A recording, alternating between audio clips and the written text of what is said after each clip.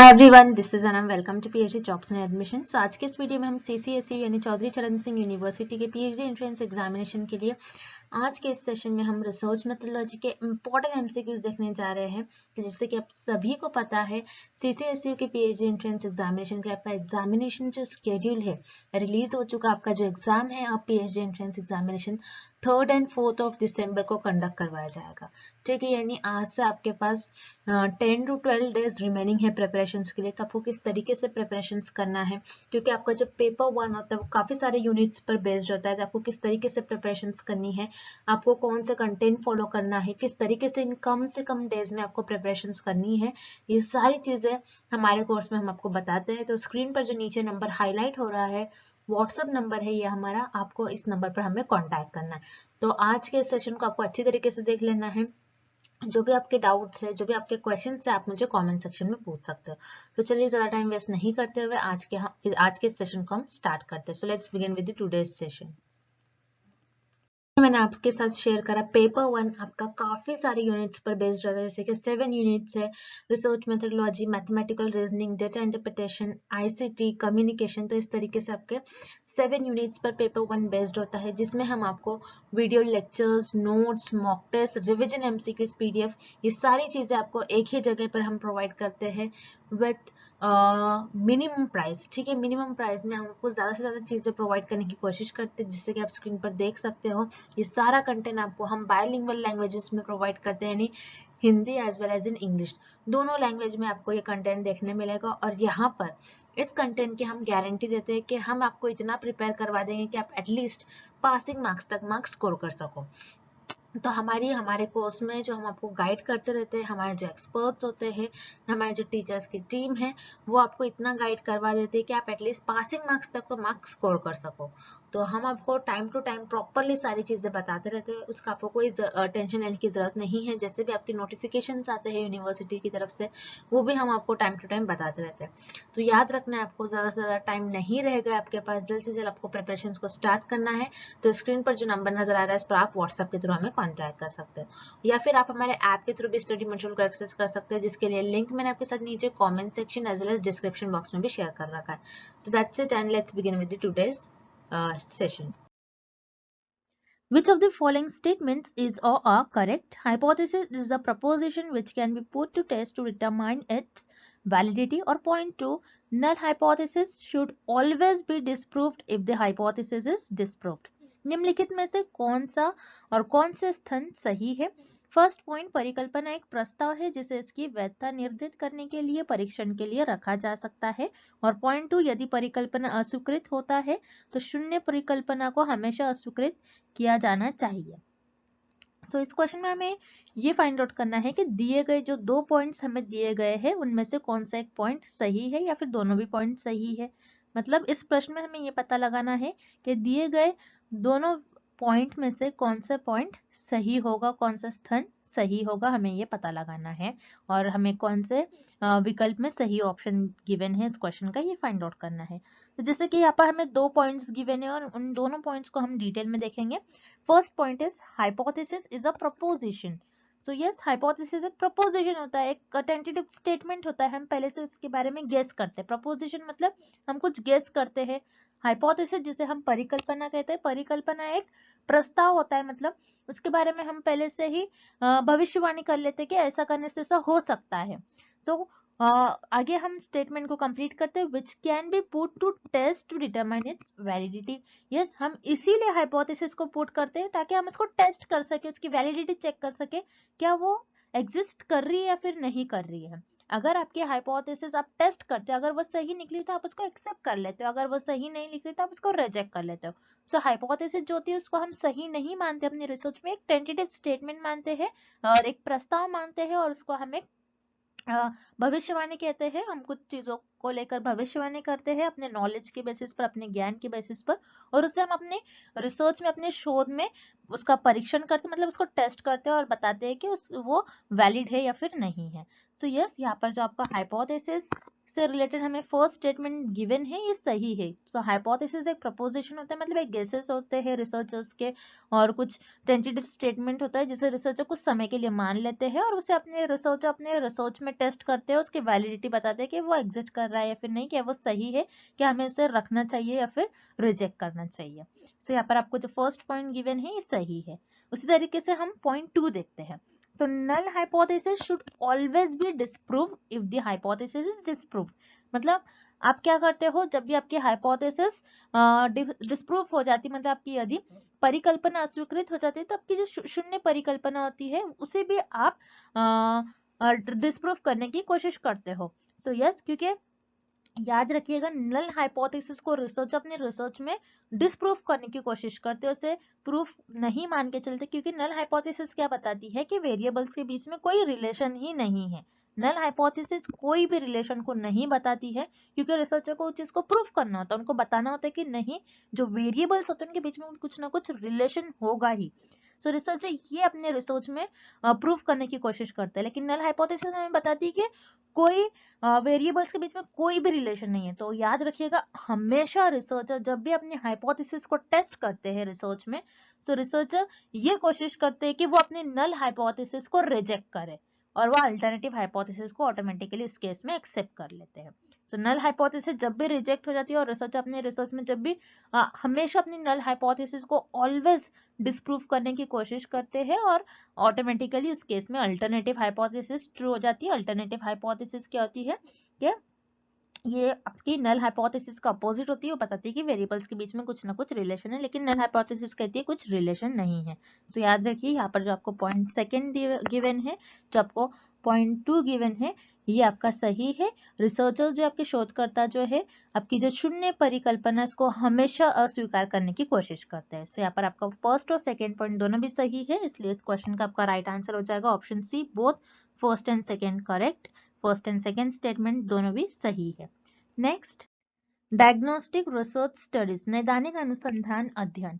इस क्वेश्चन में हमें ये पता लगाना है कि नैदानिक अनुसंधान अध्ययन क्या होती है, मतलब आपकी जो डायग्नोस्टिक रिसर्च है उसकी स्टडीज क्या होती है। डायग्नोस्टिक रिसर्च में रिसर्चर किस चीज के बारे में स्टडी करते हैं। सो याद रखिए, आपकी जो डायग्नोस्टिक रिसर्च होती है ये ज्यादा करके साइंस फील्ड में यूज करी जाती है, डॉक्टर्स लोग ज्यादा यूज करते हैं डायग्नोस्टिक रिसर्च। सो डायग्नोस्टिक के मतलब होता है कि किसी चीज के बारे में खोजना, किसी चीज को डायग्नोस करना, उसके बारे में और जानना, क्यों वो चीज हैपन हो रही है, उसकी प्रॉब्लम क्या है, वो किस वजह से वो चीज हैपन हो रही है, उसके फैक्टर्स क्या है, कौन सी चीजें रिस्पॉन्सिबल है, उसका सोल्यूशन किस तरीके से निकाल सकते हैं। सो इस क्वेश्चन में बेसिकली हमें डायग्नोस्टिक रिसर्च की डेफिनेशन पूछ रहा है। सो याद रखिएगा, जब भी डायग्नोस्टिक रिसर्च आती है तो आपको याद रखना है, आंसर ऐसा मार्क करना है जिसमें किसी प्रॉब्लम का हम कॉज फाइंड आउट करते हैं, उसकी रूट फाइंड आउट करते हैं, किस वजह से वो चीज हैपन हो रही है। सो यस, यहाँ पर आपका ऑप्शन ही करेक्ट हो जाएगा, identifies root cause of a problem, factors responsible for it and solution to the problem. So जैसे मान लीजिए, इस डेफिनेशन को हम एक एग्जाम्पल के थ्रू समझते हैं। जैसे मान लीजिए कोई पर्सन है, उस पर्सन को हार्ट डिसीज है। सो आप किस तरीके से उस प्रॉब्लम को आप आइडेंटिफाई करोगे, उसके रूट, वो कॉजेस, किस वजह से उसको हार्ट डिसीज हुई है। सो जैसे मान लीजिए उस पर्सन को हार्ट डिसीज है, तो आप बताओगे कि उनके चेस्ट में पेन हो रहा है, ज्यादा ऑयल इनटेक है, प्रॉपर डाइट नहीं है, स्लीप साइकिल प्रॉपर नहीं है। सो इस वजह से आपकी जो प्रॉब्लम है ये हार्ट डिसीज प्रॉब्लम अकर होती है। सो याद रखिएगा, जैसे यहाँ पर मैंने एक डिसीज का एग्जांपल लिया, हार्ट डिसीज है, उसका मैंने आपको कॉज बताया। अब फैक्टर्स रिस्पॉन्सिबल, किस तरीके से, कौन कौन से फैक्टर्स हो सकते हैं, स्लीप साइकिल नहीं प्रॉपर ले रहे होंगे वो पर्सन, और डाइट प्रॉपर नहीं होगा, सो ये सारे फैक्टर्स हो सकते हैं। और आप इसका सोल्यूशन किस तरीके से फाइंड आउट करोगे, किस तरीके से हम इसका सोल्यूशन फाइंड आउट करेंगे कि उनको प्रॉपर डाइट देंगे। ओके, आपकी जो बॉडी है, उस पर्सन की बॉडी रेगुलरली 30 से 60 मिनट तक मूव होनी चाहिए, एक्सरसाइज करना चाहिए, प्रॉपर इनटेक लेना चाहिए डाइट का। तो इस तरीके से हम उस प्रॉब्लम को सॉल्व करेंगे। रिसर्चर्स जो होते हैं डायग्नोस्टिक रिसर्च में किसी भी डिसीज से रिलेटेड, बेसिकली डायग्नोस्टिक रिसर्च में प्रॉब्लम जो होती है वो डिसीज से रिलेटेड होती है, तो उस डिसीज का कॉज फाइंड आउट करते हैं, रूट फाइंड आउट करते हैं, किस वजह से उसका कॉज है, कॉज किस चीज से वो कॉज कर रही है प्रॉब्लम। फिर फैक्टर्स, कौन से फैक्टर्स रिस्पॉन्सिबल है, फिर उसका सोल्यूशन किस तरीके से फाइंड आउट करना है, मतलब एक समस्या है उसका मूल कारण और उस समस्या के लिए जिम्मेदार कौन से फैक्टर्स है उसके बारे में जानना, और समस्या का समाधान किस तरीके से निकालना, उस समस्या का मतलब उस प्रॉब्लम का सोल्यूशन किस तरीके से निकालना, ये रिसर्चर डायग्नोस्टिक रिसर्च में करता है। इसलिए यहाँ पर जो आपका ऑप्शन ए है इस क्वेश्चन का राइट आंसर हो जाएगा। सो हम जो रिमेनिंग ऑप्शन है उन्हें भी एक बार देख लेते हैं। Option B, collect, verify and synthesize evidence from the past to establish fact, defend or refute a hypothesis। मतलब ये बता रहा है कि आप क्या कर रहे हो, कुछ इंफॉर्मेशन कलेक्ट कर रहे हो, उसको सिंथेसाइज कर रहे हो इस एविडेंस को जो पास्ट में है, जो पास्ट में कर रहे हैं, और उसका आप बेसिकली उसका प्रेजेंट में देख रहे हो क्या यूज है। तो याद रखिए यहाँ पर आपको जो ऑप्शन बी दिया गया है ये आप पुराने रिसोर्स है, मतलब पुराने जो पास्ट फेनोमेना अकर हो रहे हैं उनके थ्रू आप स्टडी कर रहे हैं। सो ये आपकी हिस्टोरिकल रिसर्च से रिलेटेड ऑप्शन है, ये आपका डायग्नोस्टिक रिसर्च से रिलेटेड ऑप्शन नहीं है। सो यहाँ पर आपका ऑप्शन भी इनकरेक्ट हो जाएगा। देन उसी तरीके से option C, are concern with describing the characteristics of a particular individual और a group of character. So आप यहाँ पर क्या कर रहे हो, किसी कोई ग्रुप है उसका इंडिविजुअल उसका कैरेक्टर बता रहे हो। सो यहाँ पर आप बेसिकली उसको डिस्क्राइब कर रहे हो, मतलब उसको आप डिटेल में बता रहे हो, उन विशेषताओं को बता रहे हो, आप डिटेल में उसको एक्सप्लेन करो, डिस्क्राइब कर रहे हो बेसिकली। सो ये आपके डिस्क्रिप्टिव रिसर्च से रिलेटेड है। सो यहाँ पर आपको एक ही वर्ड याद रखना है, आपको की पॉइंट्स याद रखना है। डिस्क्राइबिंग आ रहा है मतलब ये डिस्क्रिप्टिव रिसर्च से रिलेटेड ऑप्शन है। सो यहाँ पर आपका ऑप्शन सी भी इनकरेक्ट हो जाएगा। तो इस क्वेश्चन का आपका जो राइट आंसर हो जाएगा वो है आपका option A. Next, extraneous variables are, बाह्य चर है। इस क्वेश्चन में हमें ये पता लगाना है कि आपके बाह्य चर मतलब आपके जो एक्सट्रेनियस वेरिएबल है इनका मीनिंग क्या होता है, ये होते क्या है, उनकी डेफिनेशन बेसिकली हमें पता लगाना है इस क्वेश्चन में। सो याद रखिए इस क्वेश्चन को हम सॉल्व करेंगे एक एग्जाम्पल के थ्रू। तो हम एक एग्जाम्पल लेते हैं। उस एग्जाम्पल को लेने से पहले आपको पता होना चाहिए कि हम वेरिएबल्स की जो स्टडी करते हैं सिर्फ और सिर्फ एक्सपेरिमेंटल रिसर्च में करते हैं। सो एक्सपेरिमेंटल रिसर्च में हम ये देखते हैं कि इंडिपेंडेंट वेरिएबल जो होता है, इंडिपेंडेंट वेरिएबल का क्या इफेक्ट हो रहा है डिपेंडेंट वेरिएबल पर, हम ये देखते हैं। मतलब इंडिपेंडेंट वेरिएबल और डिपेंडेंट वेरिएबल के बीच में कॉज एंड इफेक्ट रिलेशनशिप को हम फाइंड आउट करते हैं और उसको स्टडी करते बताते हैं कि दोनों भी वेरिएबल्स के बीच में कैसा कॉज एंड इफेक्ट रिलेशनशिप है। सो मान लीजिए फॉर एग्जांपल यहाँ पर मुझे स्टडी करना है कि मैं अगर वाटर ज्यादा दे रही हूँ किसी प्लांट को तो उस प्लांट की ग्रोथ कैसी होगी। क्या मैं ज्यादा वाटर दूंगी तो प्लांट की ग्रोथ ज्यादा हो रही है, या फिर मैं कम वाटर दूंगी तो प्लांट की ग्रोथ पर कैसा असर होगा, उसका कैसा इफेक्ट बताएगा वाटर। सो बेसिकली वाटर, यहाँ पर मैं वाटर की क्वांटिटी कम ज्यादा कर रही हूँ, सो यहाँ पर ये इंडिपेंडेंट वेरिएबल हो जाएगा। और प्लांट की जो ग्रोथ है मैं इसको ऑब्जर्व कर रही हूँ तो ये मेरा डिपेंडेंट वेरिएबल हो जाएगा। अब इस स्टडी में क्या होता है, कुछ एक्स्ट्रा वेरिएबल्स आ जाते हैं, कुछ एक्स्ट्रा वेरिएबल जिसे हम कहते हैं एक्सट्रेनियस वेरिएबल्स। तो एक्स्ट्रा वेरिएबल्स ऐसे वेरिएबल्स होते हैं जो एक्सपेरिमेंटल रिसर्च में स्टडी का पार्ट तो नहीं होते हैं, तो ये फिर भी क्या करते हैं आपके डिपेंडेंट वेरिएबल को अफेक्ट करते हैं। किस तरीके से मान लीजिए फॉर एग्जांपल इस स्टडी में आपके जो एक्स्ट्रा वेरिएबल्स होंगे, जो आपके एक्सट्रेनियस वेरिएबल होंगे वो हो जाएंगे आपके विंड, टेम्परेचर, सनलाइट, ये सारे आपके एक्सट्रेनियस वेरिएबल हो जाएंगे। सो ये एक्सट्रेनियस वेरिएबल आपके डिपेंडेंट वेरिएबल को अफेक्ट कर सकते हैं। सो कभी कभार क्या होता है आप देखना चाह रहे हो कि आपकी जो वाटर है कि उसकी वजह से ही प्लांट की ग्रोथ हो रही है, या फिर उसमें कुछ विंड, टेम्परेचर और सनलाइट का भी कुछ रोल है या फिर नहीं है। सो इस केस में आपके विंड, टेम्परेचर और सनलाइट जो होंगे ये एक्स्ट्रा वेरिएबल्स होंगे जिसे हम कहते हैं एक्सट्रेनियस वेरिएबल। ये स्टडी का हमारे पार्ट नहीं होते, ना ही हमारे स्टडी का पर्पस होते हैं, लेकिन फिर भी ये हमारे डिपेंडेंट वेरिएबल मतलब जो प्लांट ग्रोथ है उसको अफेक्ट करते हैं। सो याद रखिएगा एक्सट्रेनियस वेरिएबल वो वेरिएबल होते हैं जो एक्सपेरिमेंटल रिसर्च में हमारे स्टडी का पार्ट नहीं होते, ना ही पर्पस होते हैं, लेकिन ये फिर भी जो डिपेंडेंट वेरिएबल है उसको अफेक्ट करते हैं। इसलिए इस क्वेश्चन का आपका राइट आंसर हो जाएगा ऑप्शन ए, चर जो अध्ययन के उद्देश्य से संबंधित नहीं है लेकिन आश्रित चर को प्रभावित कर सकते हैं। मतलब ये हमारे जो अध्ययन है उसका उद्देश्य नहीं होते, हमारे जो स्टडी है उसका पर्पस नहीं होते, लेकिन ये हमारे डिपेंडेंट वेरिएबल है उनको प्रभावित करते हैं, उनको अफेक्ट करते हैं। तो यहाँ पर आपका ऑप्शन ए करेक्ट हो जाएगा। अब जो बचे हुए ऑप्शन से जो इनकरेक्ट है उन्हें भी हम एक बार देख लेते हैं। Option B variable that depends upon और its consequences of the other variables, मतलब ऐसा वेरिएबल्स जो किसी वेरिएबल पर डिपेंड है, मतलब आपका जो डिपेंडेंट वेरिएबल डिपेंड्स आ रहा है, मतलब ये डिपेंडेंट वेरिएबल से ये ऑप्शन रिलेटेड है जो किसी दूसरे वेरिएबल पर डिपेंड होता है। सो यहाँ पर आपका ऑप्शन भी इनकरेक्ट हो जाएगा because it is related to your dependent variable. उसी तरीके से option C variable that is antecedent to the dependent variable. So याद रखिएगा एंटीसेंडेंट का मतलब है जो पहले आ रहा है, प्रियर जिसका मतलब होता है आपका प्रियर जो पहले आता है। सो डिपेंडेंट वेरिएबल के पहले जो वेरिएबल आता है वो होता है आपका इंडिपेंडेंट वेरिएबल, मतलब आपका जो ऑप्शन सी है ये इंडिपेंडेंट वेरिएबल से रिलेटेड है ना कि आपके एक्सट्रेनियस वेरिएबल से। सो जो आपका ऑप्शन सी है ये भी आपका रॉन्ग ऑप्शन हो जाएगा और इस क्वेश्चन का आपका राइट आंसर हो जाएगा option A. Next, arrange the following steps followed in framing research design for empirical study in correct order. अनुभवजन्य अध्ययन के लिए अनुसंधान डिजाइन तैयार करने में अपनाए गए निम्नलिखित चरणों को सही क्रम में व्यवस्थित करो। इस क्वेश्चन में हमें फाइंड आउट करना है कि अगर आप एम्पायरिकल स्टडी परफॉर्म कर रहे हो तो उस केस में आप रिसर्च डिजाइन फ्रेम करते हो। सो रिसर्च डिजाइन फ्रेम करने के लिए आप कौन कौन से स्टेप्स फॉलो करोगे उन्हें हमें करेक्ट ऑर्डर में अरेंज करना है।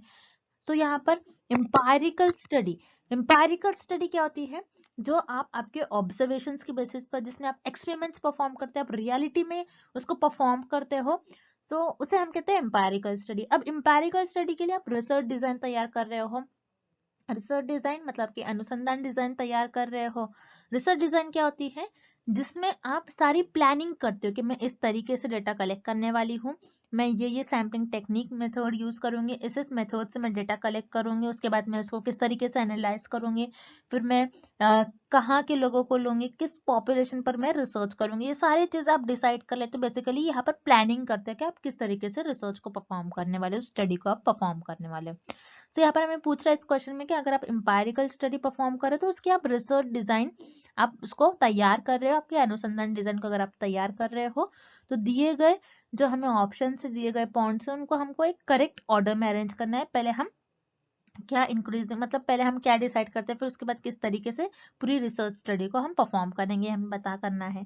तो याद रखिए जब भी आप एम्पायरिकल स्टडी परफॉर्म करते हैं, जब भी आप रियल में एक्सपेरिमेंट्स परफॉर्म करते हैं, ऑब्जर्व करते हैं चीजों को, तो सबसे पहले अगर आप डेटा कलेक्ट कर रहे हो, आप रिसर्च स्टडी परफॉर्म कर रहे हो, तो सबसे पहले आप आपका यूनिवर्स को आइडेंटिफाई करोगे। तो यहाँ पर जो आपका फर्स्ट पॉइंट है ये फर्स्ट हो जाएगा, मतलब आपकी जो यूनिवर्स है जिसे हम पॉपुलेशन भी कहते हैं, यूनिवर्स को पॉपुलेशन भी कहते हैं, मतलब आपकी जो पूरी पॉपुलेशन है जिस पर आप स्टडी करने वाले हैं उनको आइडेंटिफाई करते हो, उनको आप पहचान कर लेते हो, मतलब आपकी जो ब्रह्मांड है उसकी आप पहचान कर लेते हो। देन उसके बाद सैम्पलिंग टेक्निक आप डिसाइड कर लेते हो। फिर जो आपका सेकेंड पॉइंट है सेकेंड आ जाएगा, मतलब आप पॉपुलेशन में से जिन जिन मेंबर्स को सिलेक्ट कर रहे हो आप ये बताते हैं कि मैं उनको किस मेथड से सिलेक्ट करने वाला हूँ या फिर करने वाली हूँ, कि मैं प्रोबेबिलिटी मेथड से, मतलब मैं पॉपुलेशन में से यूनिवर्स में से मेंबर्स को रैंडमली सिलेक्ट करने वाला हूँ, या फिर यूनिवर्स में से या फिर पॉपुलेशन में से जो मेरे सैंपल्स चुनूंगा मैं अपने कन्वीनियंस, जजमेंट और पर्पस के अकॉर्डिंग चुनने वाला हूँ। इस तरीके से आप सैम्पलिंग टेक्निक डिसाइड कर लेते हो। अब अपने सैम्पलिंग टेक्निक डिसाइड कर आपके मेंबर्स को आपने चुन लिया, देन आप इनसे क्या करोगे, डेटा कलेक्ट करोगे, मतलब डेटा कलेक्ट करने के लिए आप टूल यूज करोगे। तो यहाँ पर जो आपका फोर्थ पॉइंट है ये आपका थर्ड हो जाएगा, मतलब डेटा कलेक्शन टूल, डेटा संग्रहण उपकरण, ये आपका थर्ड पॉइंट हो जाएगा। मतलब इन लोगों से आप जिस तरीके से डेटा कलेक्ट करने वाले उसका टूल यूज करोगे, कि आप क्वेश्चनर्स के थ्रू डेटा कलेक्ट करने वाले ये डिसाइड कर लोगे, या फिर आप इंटरव्यू के थ्रू, या फिर आप ऑब्जर्वेशंस के थ्रू, और पॉपुलेशन में से आपके जो सैंपल्स है उनमें से आप उनसे डेटा कलेक्ट करोगे, आप टूल डिसाइड कर लेते हो बेसिकली। सो यहाँ पर आपने फोर्थ पॉइंट जो है आपका थर्ड हो जाएगा। फिर उसके बाद आपका डायरेक्टली सिक्स पॉइंट आ जाएगा, मतलब आपको जो भी डेटा मिलेगा अपने डेटा टूल सेलेक्ट कर लिया, उससे डेटा आपने डेटा कलेक्ट करोगे, डेटा टूल सेलेक्ट करने के बाद आप डेटा कलेक्ट करोगे और आपके पास जो भी डेटा आ गया आप उसको टैबुलेशन मोड में फिक्स कर दोगे, मतलब आपके पास एक टेबल होता है, उस टेबल में आप सारी इंफॉर्मेशन आप फिल कर दोगे। सो यहाँ पर जो आपका सिक्स्थ पॉइंट है ये आपका फोर्थ पॉइंट हो जाएगा, मतलब डेटा संग्रहण और सारणीकरण वैध। सो यह हो गया आपका फोर्थ पॉइंट। देन उसके बाद आपका लास्ट जो पॉइंट बच गया फोर्थ, फिर उसके बाद जो लास्ट पॉइंट बच गया आपका वो हो जाएगा फोर्थ पॉइंट के बाद थर्ड थर्ड आपका आ रहा है, यहाँ पर थर्ड है आपका डेटा एनालिसिस एंड इंटरप्रिटेशन, मतलब ये 5th पॉइंट आ जाएगा आपका। जो थर्ड पॉइंट यहाँ पर गिवन है ये आपका 5th आ जाएगा। आपने टैबुलेशन में सारे डेटा को फिल कर लिया, देन उसके बाद उसको आप डेटा को एनालाइज करोगे, आप ऑब्जर्व करोगे किस तरीके से हमें डेटा मिला है, एंड देन उसके बेसिस पर आप कुछ इंटरप्रिटेशन निकालोगे, मतलब कुछ कंक्लूजन निकालोगे, और आपने जो भी कंक्लूजन्स निकाला फिर उसको आप एक रिपोर्ट में लिखते हो। सो यहाँ पर जो रिपोर्टिंग है 6th पॉइंट आ जाएगा, मतलब आप बताते हो कि आपने किस किस तरीके से रिसर्च किया, कैसे आपने सारे डेटा को इकट्ठा करा, आपने कैसे उसको एनालाइज करा, कैसे उसको इंटरप्रेट करा।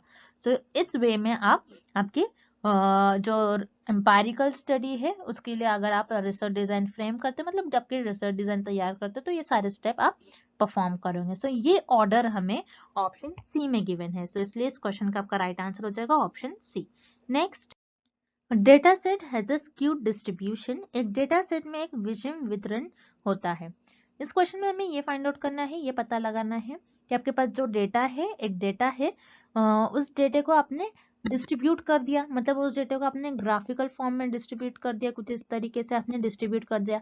सो आपका जो डेटा है ये स्क्यूड है।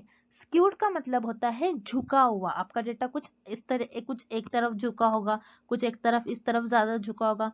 सो जब भी आपका जो डेटा है वो झुका होता है तो उस केस में आपके मीन, मीडियन एंड मोड इनके बीच में क्या रिलेशन होता है, मतलब आपकी जो माध्य होती है, माध्य का और बहुलक, इन तीनों के बीच में कैसा रिलेशन होता है, हमें ये फाइंड आउट करना है कि ये तीनों भी सेम जगह पर एग्जिस्ट करेंगे, सेम होंगे ये तीनों की वैल्यू, या फिर इन तीनों की वैल्यू डिफरेंट होंगे, ये हमें ये पता लगाना है इस क्वेश्चन में।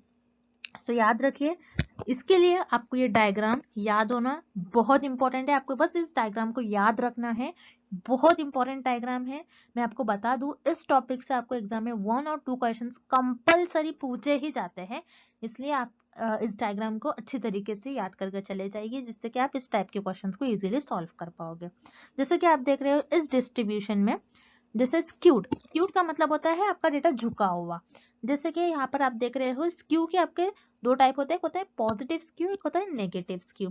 पॉजिटिव स्क्यू में आपका जो डेटा है ये राइट साइड पर सारा झुका होता है, और नेगेटिव स्क्यू में आपका ज्यादातर डेटा जो है ये लेफ्ट साइड में प्रेजेंट होता है, इसलिए हम इसको कहते हैं नेगेटिव स्क्यू। और पॉजिटिव स्क्यू इसलिए कहते हैं क्योंकि राइट साइड में आपका ज्यादातर डेटा झुका हुआ होता है, और ज्यादातर डेटा जो होता है आपका ये लाई करता है पॉजिटिव साइड में, तो इसीलिए हम कहते हैं इसको पॉजिटिव स्क्यू। जैसे कि आप देख रहे हो पॉजिटिव और नेगेटिव स्क्यू में आपका डेटा झुका हुआ है, तो यहाँ पर कुछ इस तरीके से आपके मीन, मीडियन एंड मोड में रिलेशन होगा, मतलब आपके जो माध्य, माध्य के और बहुलक है, कुछ इनमें इस तरीके से आपका रिलेशन होगा कि पॉजिटिव स्क्यू में सबसे ज्यादा जो वैल्यू होगी आपकी ये मोड की होगी, फिर उससे कम मीडियन एंड उससे कम आपका मीन होगा। उसी तरीके से नेगेटिव स्क्यू में सबसे ज्यादा आपकी मीन की वैल्यू हो जाएगी, फिर उससे ज्यादा मीडियन एंड उससे ज्यादा मोड, कुछ इस तरीके से आपके वैल्यूज होंगे। तो जैसे कि आप यहाँ पर देख रहे हो पॉजिटिव और नेगेटिव स्क्यू में जिसमें आपका जो डेटा है वो झुका हुआ है, उस केस में आपके मीन, मीडियन एंड मोड, मतलब कि माध्य, माध्य का और बहुलक के बीच में ये दो तीनों भी जो है उनकी वैल्यू सेम नहीं होंगी, कम ज्यादा होगी। सो इसीलिए अगर आपका जो डेटा है वो स्क्यूड डिस्ट्रीब्यूशन है, मतलब आपका जो डेटा है वो झुका हुआ है, तब उस केस में आपके मीन, मीडियन एंड मोड वो तीनों भी सेम नहीं होंगे, डिफरेंट होंगे एक दूसरे से। तो इसलिए इस क्वेश्चन का आपका राइट आंसर हो जाएगा ऑप्शन ए। सो जैसे हम यहाँ पर बीच में जो फिगर है, मिडिल में जो फिगर है उसे देख लेते हैं। सो अगर आपका डेटा स्क्यूड नहीं है, मतलब आपका डेटा झुका हुआ नहीं है, आपका डेटा सिमेट्रिकल डिस्ट्रीब्यूशन है, सो उस केस में आपके mean, median and mode in तीनों की वैल्यू सेम होती है, तीनों एक दूसरे से इक्वल होते हैं। सो याद रखना, आपका जब भी डेटा सेट स्क्यूड डिस्ट्रीब्यूशन होगा, मतलब झुका हुआ होगा, तो इस केस में आपके मीन, मीडियन एंड मोड ये तीनों की वैल्यू सेम नहीं होती, ये एक दूसरे से डिफरेंट होंगे। तो इसलिए इस क्वेश्चन का आपका राइट आंसर हो जाएगा option A, when mean, median and mode if exist are not same, जब माध्य, माध्य का और बहुलक यदि मौजूद हो तो समान नहीं है। सो इस क्वेश्चन में आपका ऑप्शन ए राइट हो जाएगा। Next, data regarding number of children born to couples who are selected as samples using probability sampling has been collected. Which statistical tools will you use to find out, first, the average number of children couples have, and second, the number of children maximum number of couples selected for the study have? नमूने के रूप में चुने गए जोड़ों से पैदा हुए बच्चों की संख्या के बारे में डेटा उपयोग करके संभवतः नमूनाकरण एकत्र किया गया है। पॉइंट 1 जोड़ों के बच्चों के औसत संख्या एंड पॉइंट 2 अध्ययन के लिए चुने गए जोड़ों की अधिकतम संख्या के बच्चों की संख्या का पता लगाने के लिए आप किस संख्या के उपकरण का उपयोग करेंगे। तो इस क्वेश्चन में हमें कुछ केस गिवन है और इस केस में हमें सैम्पलिंग सेलेक्ट किए रिसर्चर ने और सैम्पलिंग सेलेक्ट करने के बाद उन्होंने उस डेटा का स्टैटिस्टिकल टूल्स के थ्रू उनका स्टडी करे हैं। सो स्टैटिस्टिकल टूल हम कौन सा स्टैटिस्टिकल टूल यूज करेंगे हमें ये पता लगाना है। मतलब और डिटेल में हम देखते हैं इस क्वेश्चन को। जैसे यहाँ पर कुछ कपल्स थे, उनको कुछ चिल्ड्रन बॉर्न हुए, मतलब कुछ जोड़े थे उनको बच्चे पैदा हुए। सो यहाँ पर जो चिल्ड्रन बॉर्न हुए उन पर रिसर्च की गई। सो यहाँ पर जो सैंपल सिलेक्ट करे गए, मतलब जो चिल्ड्रन बॉर्न हुए हैं उनको एज अ सैंपल सिलेक्ट करे गए, रिसर्चर ने उनको सैंपल्स के तौर पर सिलेक्ट करा है बच्चों को। सो यहाँ पर जो सैंपल सिलेक्ट करा है ये कौन से मेथड से रिसर्चर ने सिलेक्ट करा है? Probability sampling. प्रोबेबिलिटी मतलब रैंडमली, रिसर्चर ने यहाँ पर अपनी कन्वीनियंस, जजमेंट और पर्पस को आगे रखकर नहीं करा है बल्कि रैंडमली सिलेक्ट करा है। सो इस केस में रिसर्चर ने इस तरीके से चिल्ड्रन बॉर्न जो है उन्हें सेलेक्ट कर लिया जो कि उनके सैंपल बन गए। अब रिसर्चर को एक स्टैटिस्टिकल टूल के थ्रू इन पर स्टडी जो करनी है ये स्टैटिस्टिकल टूल के थ्रू करनी है। सो रिसर्चर को क्या देखना है? ये देखना है कि एवरेज नंबर ऑफ चिल्ड्रन कितने हैं कपल्स को, कपल्स के एवरेज चिल्ड्रन कितने हैं, और second the number of children maximum number of couples, मतलब कितने कपल्स को मैक्सिमम नंबर ऑफ चिल्ड्रन है यह हमें देखना है। सो याद रखिए फर्स्ट पॉइंट में हमें क्या बता रहा है? The average number of children couples have, couples को एवरेज नंबर, कितने नंबर ऑफ चिल्ड्रन है हर कपल को। तो यहाँ पर एवरेज हम देख रहे हैं, तो ऑब्वियसली हम कौन से टूल का यूज करेंगे, कौन सा स्टैटिस्टिकल टूल का यूज करेंगे? एवरेज। मतलब हम यहाँ पर क्या देख रहे हैं? जोड़े के जो बच्चे हैं उनकी औसत संख्या क्या है। सो औसत संख्या के लिए औसत संख्या हम देख रहे हैं, तो यहाँ पर हम औसत इस टूल का यूज करेंगे। मतलब यहाँ पर ये देख रहे हैं रिसर्चर कि ज्यादातर जो कपल्स हैं उनको एवरेज कितने बच्चे, तो आप जैसे ये कह सकते हैं रिसर्चर जो ज्यादातर जो कपल्स हैं उनको एवरेज 2-2 चिल्ड्रन है, उनको 2-2 बच्चे हैं एवरेज। तो इसलिए यहाँ पर एवरेज यूज कर रहे हैं रिसर्चर, एवरेज यानी मीन का यूज करेंगे, एवरेज को हम मीन भी कहते हैं। अब हम सेकेंड पॉइंट की तरफ चलते हैं। सेकेंड पॉइंट में बता रहा है कि the number of children maximum number of couple, कितने मैक्सिमम चिल्ड्रन है मैक्सिमम कपल्स को, ये हमको बताना है। सो जैसे फॉर एग्जांपल हम ये देखेंगे कि मैक्सिमम कितने बच्चे हैं, मैक्सिमम नंबर, मैक्सिमम यानी सबसे ज्यादा। सो याद रखिएगा मैक्सिमम जब भी वर्ड आता है उसके लिए हम मोड यूज करते हैं। मोड क्या होता है? मोड ये बताता है आपके पास जो भी डेटा होता है उस डेटा में एक ऐसा नंबर जो सबसे मैक्सिमम बार, सबसे ज्यादा बार रिपीट होता है वो नंबर, उससे हम उसे कैलकुलेट करने के लिए हम मोड का यूज करते हैं। मोड का मतलब ही होता है ऐसा नंबर जो आपके डेटा में सबसे ज्यादा बार रिपीट हो, उसे हम कहते हैं मोड। सो यहाँ पर फर्स्ट पॉइंट में रिसर्चर को एवरेज नंबर ऑफ चिल्ड्रन देखना था कपल्स के पास, तो यहाँ पर एवरेज नंबर ऑफ चिल्ड्रन देखना है इसलिए हम एवरेज यानी मीन का यूज करेंगे। एंड मोड, मोड मतलब जो सबसे ज्यादा बार क्वांटिटी आ रही है, मतलब रिसर्चर को यही देखना है मैक्सिमम नंबर ऑफ चिल्ड्रन कितने हैं मैक्सिमम कपल्स को। तो यहाँ पर रिसर्चर जो है मोड का यूज करेंगे। तो औसत एंड मोड इन दोनों स्टैटिस्टिकल टूल का यूज करेंगे रिसर्चर स्टडी को परफॉर्म करने के लिए। सो यहाँ पर जो आपको ऑप्शन ए है ये सही हो जाएगा। सो मीडियन हम देख लेते हैं। मीडियन क्या होता है? एवरेज एंड मीडियन गिवन है हमें ऑप्शन 2। मीडियन क्या होता है? Middle value. सो हमें मिडिल वैल्यू नहीं पता करना है इस स्टडी में, सो यहाँ पर आपका ऑप्शन बी इनकरेक्ट हो जाएगा। उसी तरीके से ऑप्शन सी अरिथमेटिक मीन और एवरेज। सो याद रखिए अरिथमेटिक मीन ही होता है आपका, और एवरेज ये भी मीन होता है। सो औसत और औसत ये तो नहीं होगा आपका ऑप्शन, से यहाँ पर आपको ऑप्शन सी इनकरेक्ट हो जाएगा। उसी तरीके से option D median and mode, मतलब माध्य का विदा। सो मीडियन जो आपकी मिडिल वैल्यू है, मोड ऐसी वैल्यू जो सबसे ज्यादा बार रिपीट हो रही है। सो यहाँ पर आपका ऑप्शन डी भी इनकरेक्ट हो जाएगा।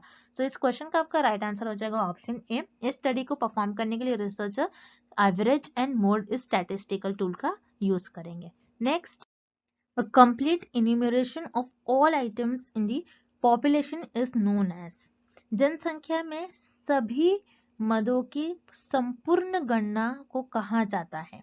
इस क्वेश्चन में हमें ये फाइंड आउट करना है कि आपके पास एक पॉपुलेशन है, एक पॉपुलेशन में से आप पूरी पॉपुलेशन में से कुछ इंफॉर्मेशन कलेक्ट करें। एक पॉपुलेशन है, इसी पूरी पॉपुलेशन से आप इंफॉर्मेशन कलेक्ट कर रहे हो पॉपुलेशन में जितने भी पूरे मेंबर्स है, जितने पूरे भी आपके पास आइटम्स है, उन सब से आप कंप्लीट इंफॉर्मेशन ले रहे हो, तो उसे हम क्या कहते हैं।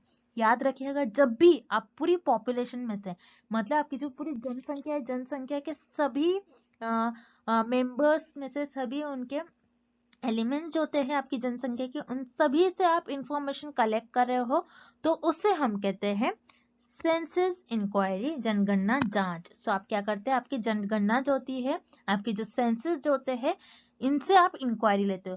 सेंसस क्या होता है, पॉपुलेशन में से आप हर एक एक मेंबर से इंफॉर्मेशन कलेक्ट करते हो, उससे हम कहते हैं सेंसस।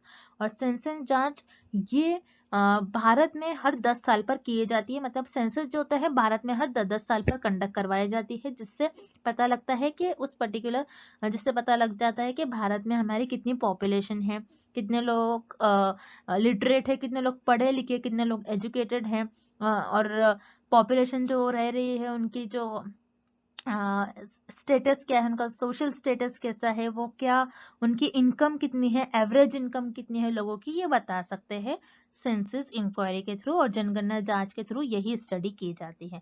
सो याद रखिएगा, अगर आप पॉपुलेशन में से हर एक, पूरी पॉपुलेशन में जितने भी आपके मदों से आप पूरी इंफॉर्मेशन कलेक्ट करें, मतलब पॉपुलेशन के हर एक आइटम से आप इंफॉर्मेशन कलेक्ट करें, तो उसे हम कहते हैं सेंसस इंक्वायरी। सो यहाँ पर आपका ऑप्शन सी करेक्ट हो जाएगा। अब जो रिमेनिंग ऑप्शन है उन्हें भी हम एक बार ही देख लेते हैं। Option A study population. Study population तो कुछ नहीं होता कि आप स्टडी कर रहे हो पॉपुलेशन पर, इससे हम पूरी पॉपुलेशन से अगर आप इंफॉर्मेशन कलेक्ट करें तो उसे हम स्टडी पॉपुलेशन नहीं करेंगे, अध्ययन आबादी नहीं कहेंगे। सो इस क्वेश्चन का आपका ऑप्शन है इनकरेक्ट हो जाएगा। इस तरीके से ऑप्शन बी यूनिवर्स। यूनिवर्स मतलब कि ब्रह्मांड, मतलब यूनिवर्स क्या होता है, इसे पॉपुलेशन को ही यूनिवर्स कहते हैं। अगर आप पूरी पॉपुलेशन से स्टडी कर रहे हो तो उसे हम पॉपुलेशन नहीं कहते बल्कि सेंसस कहते हैं। तो यहाँ पर आपका ऑप्शन बी भी इनकरेक्ट हो जाएगा। उसी तरीके से सैंपल पॉपुलेशन, मतलब आप पॉपुलेशन में से सैंपल चुन रहे हो, तो सैंपल तो क्या होता है, पॉपुलेशन के कुछ लोगों पर आप रिसर्च करते हो, लेकिन पॉपुलेशन के आप सभी मेंबर्स पर रिसर्च करते हो, तो हम कहते हैं सेंसस, ना कि सैंपल। तो यहाँ पर आपका ऑप्शन डी भी इनकरेक्ट हो जाएगा। और इस क्वेश्चन का आपका राइट ऑप्शन हो जाएगा ऑप्शन सी, सेंसस इंक्वायरी, जनगणना जांच। And thank you for watching this video. Good luck with your preparation and see you tomorrow with another video.